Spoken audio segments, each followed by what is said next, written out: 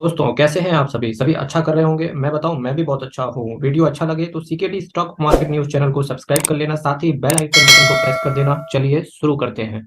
Hello friends, आज मैं आपके सामने मिड कैप कैटेगरी में जो सबसे बेस्ट म्यूचुअल फंड है, इस भारत के अंदर सबसे बेस्ट जो म्यूचुअल फंड है मिड कैप कैटेगरी में, आज मैं आपके सामने उसकी चर्चा करने वाला हूं।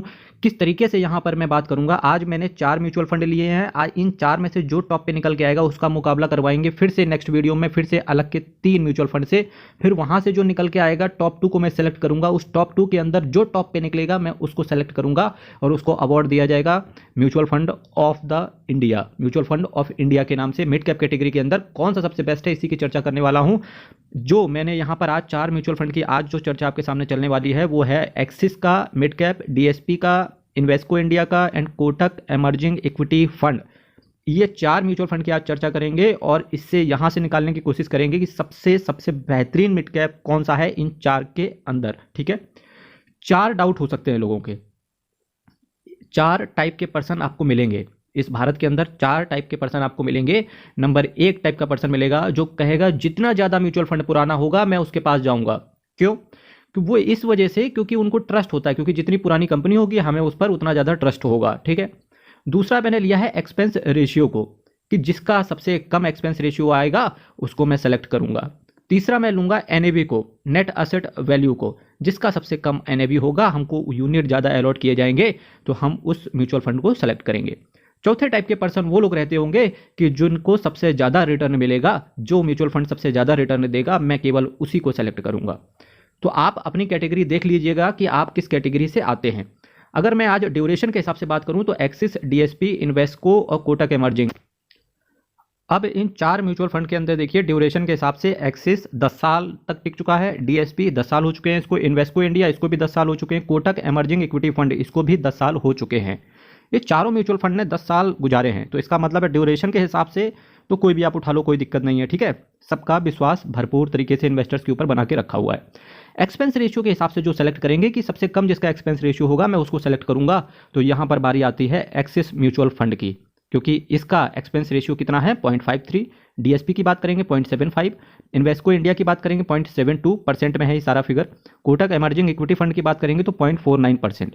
तो यहाँ से अगर एक्सपेंस रेशियो की मैं बात करूंगा तो कौन जीत गया यहाँ से? ये जीत गया कोटक एमर्जिंग इक्विटी फंड 0.49%, सबसे कम इसी का एक्सपेंस रेशियो है। तो कोटक एमर्जिंग इक्विटी फंड के पास कितने पॉइंट हो गए हैं भाइयों बहनों, सब एक साथ बोलो। कोटक एमर्जिंग इक्विटी फंड के पास कितने पॉइंट हो गए हैं? 2 पॉइंट हो चुके हैं। एक डंडी डालो, जिसके सबसे ज्यादा पॉइंट होंगे उसी को हम बना देंगे आज का विनर। एनएबी के हिसाब से अगर मैं बात करूंगा तो 75 रुपए एनएबी एक्सिस की है, 93 डीएसपी की है, 103 इन्वेस्को की है, कोटक एमर्जिंग की कितनी एनएबी है? 85। सबसे कम एनएबी आपको किसकी दिख रही है यहाँ पर? एक्सिस की सबसे कम एनएबी दिख रही है। तो अब यहाँ पर एक्सिस के पास भी 2 पॉइंट हो चुके हैं, 10 साल इसने भी गुजारे हैं और एनएबी कितना है? 75 रुपए। एक्सिस के पास 2 पॉइंट है, कोटक के पास 2 पॉइंट है, डीएसपी और इन्वेस्को अभी एक भी पॉइंट गेन नहीं कर पाए हैं। रिटर्न की अगर मैं बात करूँ तो 18% के आसपास एक्सिस ने दिया है, डीएसपी 16% के आसपास, इन्वेस्को इंडिया 19% के आसपास और कोटक एमर्जिंग ने भी 19% के आसपास रिटर्न दिया है। अब देखो यहाँ से कौन जीत के निकल के बाहर निकल रहा है।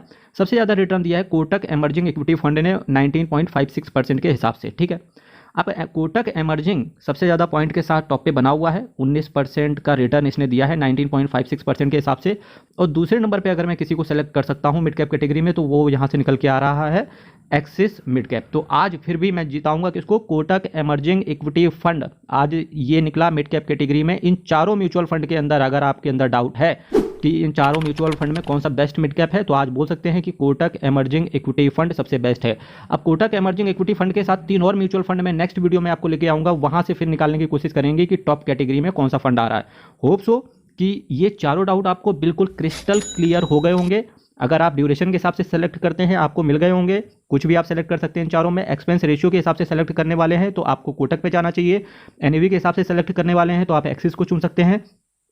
अगर रिटर्न के हिसाब से आप सेलेक्ट करने वाले हैं तो वापस से आपको कोटक चुनना पड़ेगा।